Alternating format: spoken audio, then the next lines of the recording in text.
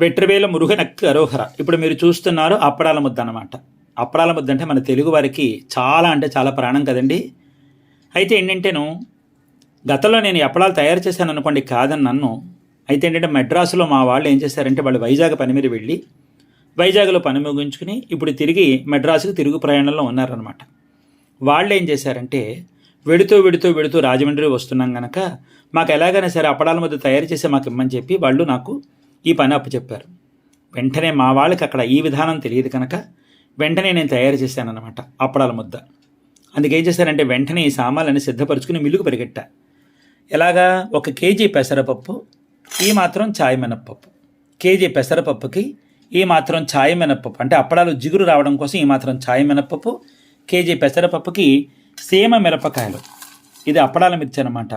ఈ సీమ మిరపకాయలు ఒక 25 గ్రాములు వేసుకోవాలి. మనం తినగలిగే కారం. ఇది చాలా కారం ఉంటాయి, మళ్ళీ మామూలు కారం కాదు, ఇది చాలా బ్రహ్మాండమైన కారం ఉంటుంది. ఇది అప్పడాల మిర్చి అనమాట. అంటే కొంతమందికి ఇది లభ్యం అవ్వకపోవచ్చు, అప్పుడు ఎర్రకారం వాడక తప్పదనుకోండి. కానీ మాకు ఇక్కడ ఈ సీమ మిరపకాయలు విరివిగా దొరుకుతాయి. మా వీరాంజనేయ కిరాణా కొట్లో మీకు అన్నీ చూపించాను కదా, అక్కడ బాగా దొరుకుతాయి. మీకు ఇక్కడ అన్ని చోట్ల దొరుకుతాయి, నేను అక్కడ తెచ్చుకుంటాను కనుక అక్కడ ఈ విధంగా దొరుకుతాయి అన్నమాట. అప్పుడు ఏం చేస్తారంటే కేజీ పెసరపప్పుకి ఈ మాత్రం ఛాయ్ మినపప్పు, ఒక 25 గ్రాములు సీమ మిరపకాయలు కలిపేసేసి మిల్లు పట్టించేసి మెత్తగా పొడి ఆడించేసుకున్నాను. ఈ విధంగా పిండి చల్లారి పెట్టుకుని ఇప్పుడు ఏం చేస్తారంటే ఒక పాత్రలో ఇంగువ, ప్రధానంగా ఇంగు ఉండాలి. ఇంత ఇంగువ అంత ఉప్పు నీళ్ళల్లో వేసి నానబెట్టేసి శుభ్రంగా ఇంగువ ఉప్పు కరిగిపోయేటట్టుగా చూసుకున్నాను. దాంతోపాటు కొన్ని మిరియాలు మీరు కావాలంటే వేసుకోవచ్చు, లేకపోతే లేదు. నేనైతే మిరియాలు వేస్తా. కొన్ని మిరియాలు కాస్త కచ్చా పచ్చాగా తొక్కుకు నట్టే పెట్టుకోవాలి. అలాగే అప్పడాలకి ప్రధానమైనటువంటి రుచి ఏంటంటేనో వేరుశనగ నూనె, ఇది తెల్లనూపప్పు నూనె కానీ లేదా వేరుశనగ నూనె కానీ శ్రేష్టం. నేను వేరుశనగ నూనె వాడుతూ ఉంటాను, నంద్యాల నూనె. ఏమంటే ఇప్పుడు ఏం చేస్తానంటే ఈ పెసరపప్పు, చాయ్ మినపప్పు, సీమ మిరపకాయలు కలిపి ఆడించినటువంటి పిండిని శుభ్రంగా చల్లారిపోయిన తర్వాత ఇంగువ ఉప్పు నీళ్లు వేసి చపాతీ పిండిలా గట్టిగా కలుపుకున్న తర్వాత కొంచెం రుచి చూడాలి. ఉప్పు తక్కువైనట్టయితే కనుక మళ్ళీ ఉప్పు కొంచెం నీళ్లు కలుపుకొని జాగ్రత్తగా చూసి చక్కగా కలుపుకోవడం చేత కావాలన్నమాట. అలాగే దాంతోపాటు అంటే మిరియాల పొడి వేసా. మీకు ఇష్టమైతే మిరియాల పొడి వేసుకోవచ్చు, లేకపోతే ఏం లేదు. అది ఖచ్చితం ఏం కాదు, నేనైతే వేస్తా. మిరియాలు కూడా పొడి ఎలా ఉండాలి, అక్కడక్కడ పలుకు కనిపిస్తూ ఉండాలి, మరీ మెత్తగా ఉండకూడదు. ఒక 50% రుబ్బుకోవాలి అంతే మిక్సీలో, అంతే. ఈ విధంగా చపాతీ పిండిలో కలుపుకుని వేరుశనగ నూనె వేసుకుని ఈ విధంగా బాగా మదించుకుని చక్కగా ముద్ద తయారు చేస్తున్నా. చూడండి, ఇది వేరుశనగ చూసారా, మిరియాలు కనిపిస్తున్నాయి చూసారా. అప్పడాలు ఒత్తుకుంటే మిరియాలు ఆ విధంగా కనిపించాలన్నమాట. ఇది ఏం చేశానంటే పక్కన పెట్టి చేతికి రెండు చేతులకు నూనె రాసుకుని ఈ విధంగా ముద్దల్లా కట్టుకున్నాను అన్నమాట. ఇప్పుడు ఈ ద్రవ్యాలు అప్పడాల ముద్దలు, అలాగే ఈ వస్తువులు కూడా మెడ్రాసు వెళుతున్న మా వాళ్ళకి ఇప్పుడు రైలుకి వెళ్ళి అందించేయాలన్నమాట. ఎలాగో తయారు చేస్తున్నాను కనుక మీకు చూపిద్దామని చెప్పి నేను ఇది చూపిస్తున్నాను.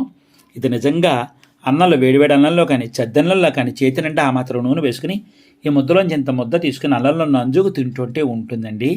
మిరియాల సువాసన తగులుతూ, మిరియాల రుచి తగులుతూ, ఇంకో ఘాటు తగులుతూ, వేరుశనగ నూనె యొక్క సువాసన తగులుతూ, సీమ మిరపకాయల యొక్క గొట్టు తగులుతూ నిజంగా ఇది ఉంటుందండి.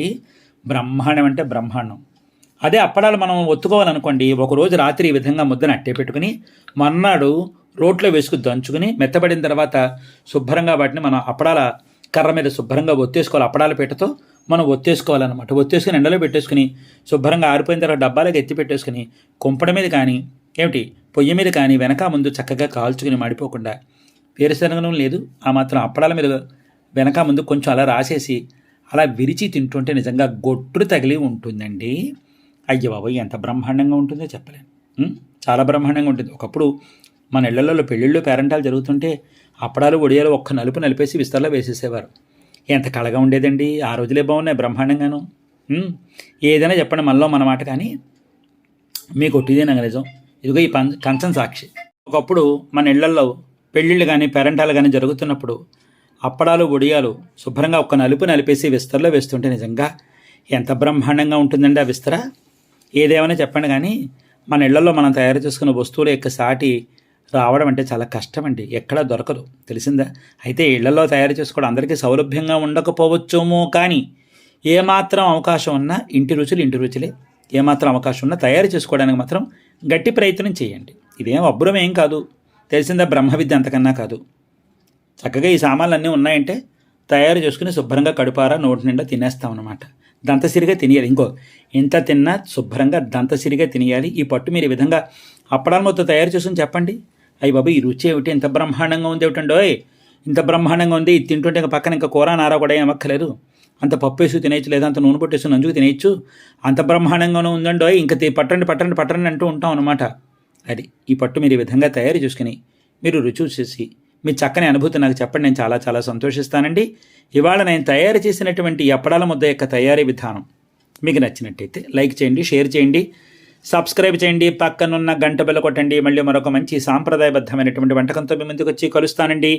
అంతవరకు సెలవు. మరి సర్వే జన సుఖినో భవంతు, సమస్త సన్మంగళాని భవంతు, సర్వం శ్రీ సుబ్రహ్మణ్యేశ్వరార్పణమస్తు, శుభం భూయాత్ అన్నట్టు చెప్పడం మర్చిపోయానండి.